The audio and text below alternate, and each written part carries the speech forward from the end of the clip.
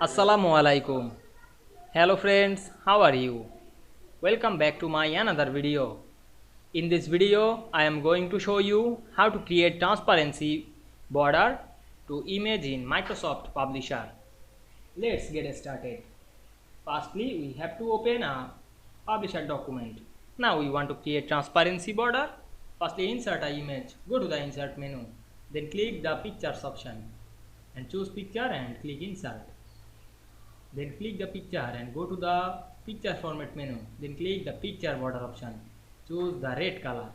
Then again go back to this option and increase the white. Then go to the white and go to more lines. Now we can see here open a window. Now we can see here the transparency of this border. Now we increase it. Then click OK.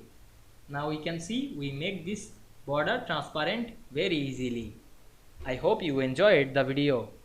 Please like, comment, share and subscribe my channel. Thanks for watching.